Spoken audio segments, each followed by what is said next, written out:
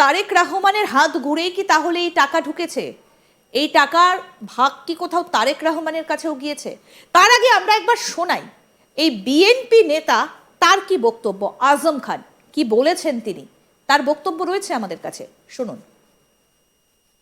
5ই August আমরা যে ছাত্র জনতার গণঅভ্যুত্থান করেছি, যার পেছনে মহানায়ক হিসেবে কাজ করেছেন আমাদের নেতা দেশনায়ক তারেক রহমান, এরপরে আমরা ঘরে ফিরে গিয়েছিলাম, ভেবেছিলাম এই শেষ হলো আন্দোলন, এখন দেশ গড়বার পালা। ফ্যাসিবাদের পতন হয়েছে, গণতন্ত্রের অগ্রযাত্রা, গণতন্ত্রের পতাকা পথ পথ করে উঠবে।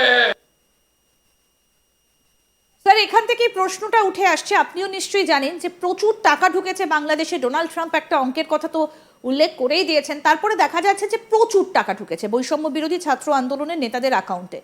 তাহলে কি তারেক রহমান সেই টাকার উৎস তার কাছেও গেছে? একেবারে স্বাভাবিক প্রশ্ন, এটা যেতেই পারে। তারা তো অন্যতম খেলোয়াড়। আমি বলবো এটা international conspiracy, July August conspiracy. যে কনস্পিরেসির মাধ্যমে একটা স্টেবল গভর্নমেন্ট দীর্ঘদিন বাংলাদেশটাকে আস্তে আস্তে তিলে তিলে গড়ে তুলছিল, সেই গভর্নমেন্টকে উৎখাত করা হয়েছে। এইটা যে কনস্পিরেসি, এটা ন্যাশনালি ইন্টারন্যাশনালি এগ্রিড, বিকজ আমেরিকার প্রেসিডেন্ট ডোনাল্ড ট্রাম্প সে বিষয়টাকে মানুষের সামনে তুলে, সারা পৃথিবীর সামনে তুলে ধরেছে যে বাংলাদেশে যে ইউনূসের বক্তব্য অনুসারে যে মেটিকুলাসলি ডিজাইন তো কনস্পিরেসি।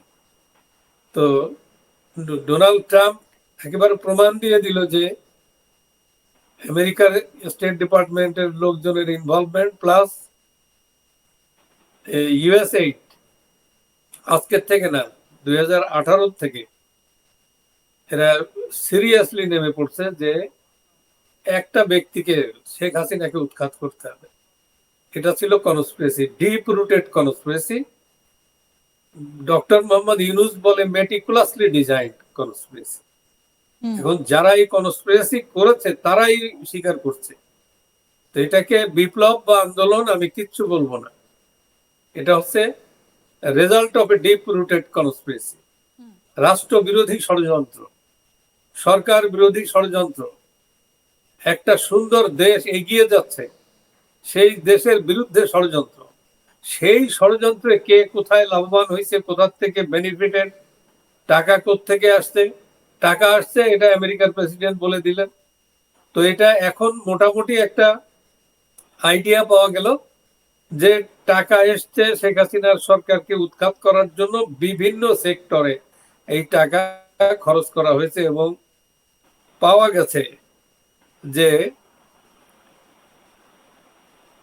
যে তাকে উৎখাত করার জন্য শিল্পী, সাহিত্যিক, রাজনীতিবিদ, সরকার বিরোধী যত প্রকার লোক আছে, ইভেন রাষ্ট্র বিরোধী, স্বাধীনতা বিরোধী, সকলকে উৎসাহিত করা হয়েছে।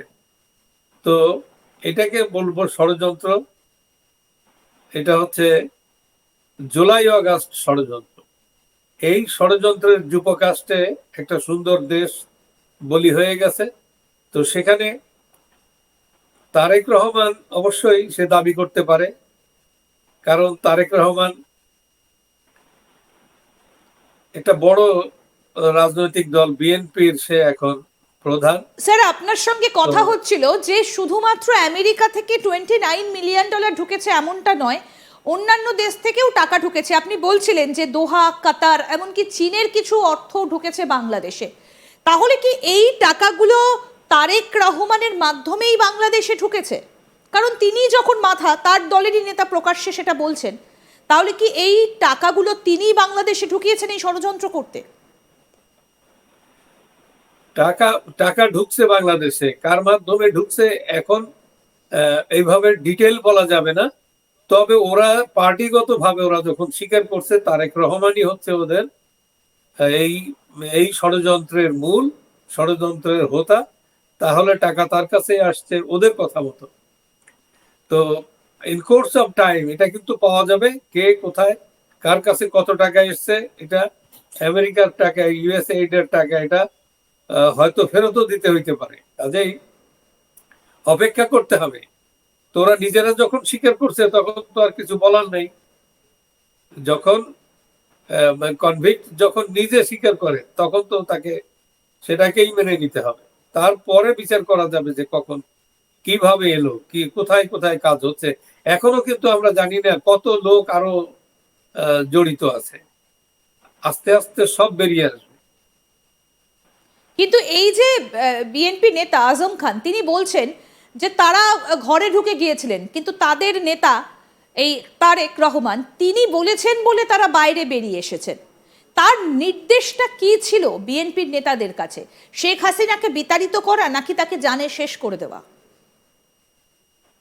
শেখ হাসিনাকে, বঙ্গবন্ধুকে যেমন যারা হত্যা করেছে তারা বুঝতে পেরেছিল যে বঙ্গবন্ধু বা তার উত্তরসূরি কাউকে জীবিত রাখলে তাহলে তারা টিকতে পারবে না।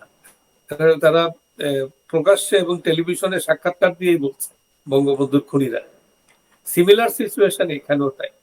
শেখ হাসিনার দীর্ঘ এই শাসন আমলে মানুষ যেভাবে, সাধারণ মানুষ যেভাবে উপকৃত, সাধারণ মানুষ যেভাবে ইনভলভ সরকারের সাথে বিভিন্ন উন্নয়ন কার্যকলাপে, তো সেই দিক দিয়ে ওরা ওদের একটা ধারণা আছে যে শেখ হাসিনাকে ওই হয়, তাই শেখ হাসিনাকে হত্যা করা এটাই হত্যার ষড়যন্ত্র। তো আমরা বুঝতেই পারছি। যেমন আগেও বলা হয়েছে যে এটার সাথে মিলা যায়, যেমন গাদ্দাফি এবং ইয়া